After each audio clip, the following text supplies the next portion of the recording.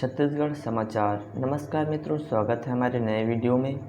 आप यह वीडियो कहां से देख रहे हैं कृपया कमेंट बॉक्स में ज़रूर बताएं। तो चलिए सीधे चलते हैं समाचार की ओर। धान के कटोरे में मानसून पड़ा सुस्त। छत्तीसगढ़ के 17 जिलों में औसत से कम हुई बारिश, जानिए कब बरसेंगे बादल।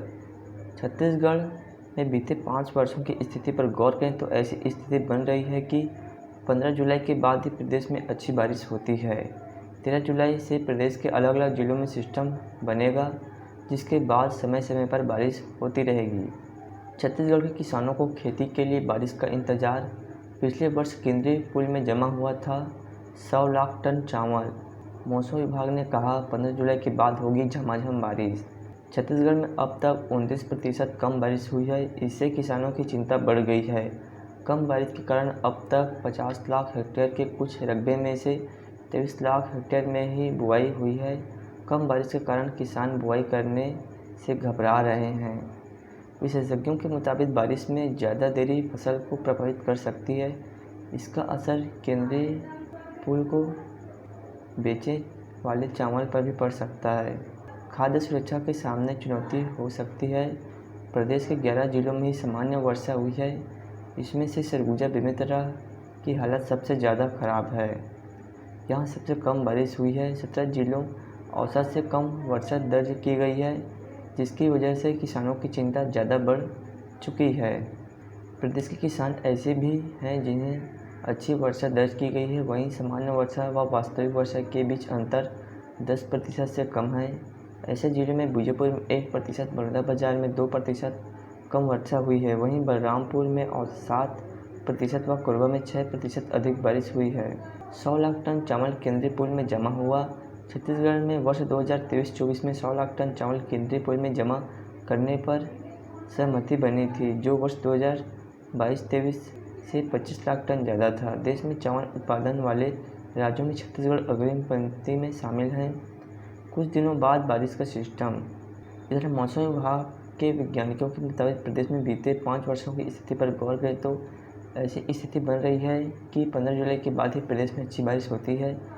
मौसम वैज्ञानिक ने बताया कि छत्तीसगढ़ में 15 जुलाई के बाद से ही अच्छी बारिश हो रही है। 5 वर्षों से यह स्थिति बन रही है। 13 जुलाई से प्रदेश के अलग अलग जिलों में सिस्टम बनेगा, जिसके बाद समय समय पर बारिश होती रहेगी। इधर कम बारिश की वजह से खरीफ सीजन में भी किसानों को मोटर पंप से खेत भरते देखा जा रहा है।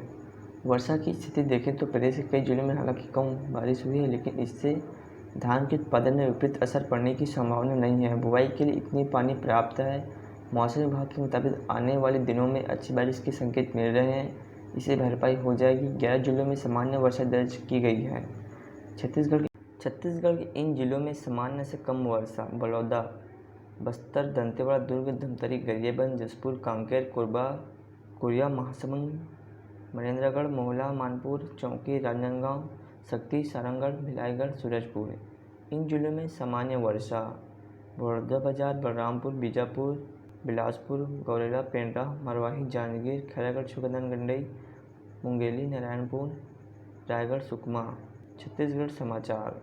बीजेपी नेता प्रताप सिंह की गाड़ी को ट्रेलर ने मारी टक्कर। हादसे के बाद ऐसी है हालत। बीजेपी नेता रायपुर से बेलगहना में आयोजित एक पेड़ मां के नाम कार्यक्रम में शामिल होने बिलासपुर आ रहे थे, तभी हादसा सारगांव में उनके साथ ये खौफनाक घटना घटी। फिलहाल उनकी हालत स्थिर बताई जा रही है। छत्तीसगढ़ के भाजपा नेता स्व दिलीप सिंह जूदेव के छोटे बेटे और कोटा विधानसभा के पूर्व बीजेपी प्रत्याशी प्रबल प्रताप सिंह जूदेव सड़क हादसे में बाल बाल बच गए हैं। नेशनल हाईवे पर मवेशी को बचाने के दौरान बेकाबू होकर ट्रेलर ने उनकी कार में पीछे से ठोकर मार दी, जिससे उनकी कार क्षतिग्रस्त हो गई और प्रबल प्रताप जूदेव को हल्की चोट आई। कैसे हुआ इतना बड़ा हादसा? दरअसल हादसा तब हुआ जब बीजेपी के दिग्गज नेता की गाड़ी को ट्रेलर ने बाहर से पीछे 3 बार ठोकर मारी, जिससे वे बाल बाल बच गए। इस दौरान वह रायपुर से निकलकर बिलासपुर के बेलगहना में आयोजित एक पेड़ मां के नाम कार्यक्रम में शामिल होने आ रहे थे, तभी बीच पीछे से आ रही तेज रफ्तार ट्रेलर ने कार को 3 बार ठोकर मार दी। तीसरी बार की टक्कर इतनी जोरदार थी कि जिससे बीजेपी नेता और कार में सवार उनके सभी साथी घबरा गए। हादसे में आई मामूली चोटें। इसके बाद बीजेपी नेता ने तुरंत अपनी गाड़ी को सड़क किनारे रोका और ट्रेलर को भी साइड करवाया। इस बीच घटना की पूरी जानकारी सरगांव थाने में दी गई और ड्राइवर को पुलिस के हाथों सौंपा गया। पुलिस ने ड्राइवर को हिरासत में लेते हुए घटना के संबंध में पूछताछ शुरू कर दी है। इस घटना में बीजेपी नेता समेत गाड़ी में बैठे काफ़ी लोगों को हल्की चोटें आई हैं, जिसके इलाज के लिए वे रायपुर की तरफ रवाना हो गए। छत्तीसगढ़ समाचार। उप मुख्यमंत्री साव बोले, निकायों के प्रतिनिधियों से चर्चा होगी। 16वें वित्त आयोग पर छत्तीसगढ़ के उप मुख्यमंत्री अरुण साव का बयान सामने आया है। उन्होंने चर्चा करते हुए कहा कि वित्त आयोग का आगमन हुआ है। छत्तीसगढ़ के उप मुख्यमंत्री अरुण साव ने 16वें वित्त आयोग पर कहा, वित्त आयोग का आगमन हुआ है, मंत्रियों और विभिन्न निकायों के प्रतिनिधियों से चर्चा होगी, सुझाव के लिए जाएंगे और फिर 16वें वित्त आयोग की कार्ययोजना तैयार होगी। यहाँ सुझाव कारगर होंगे और 16वें वित्त आयोग की योजना बनाने में मददगार होंगी। छत्तीसगढ़ समाचार।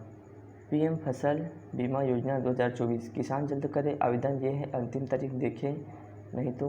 प्रधानमंत्री फसल बीमा योजना के तहत जिले के किसान मुख्य फसल धान, सिंचित धान, असिंचित एवं अन्य फसल मक्का, मूंगफली, मूंग, उड़द, सोयाबीन, अरहर, कोदो, कुटकी, रागी का बीमा करा सकते हैं।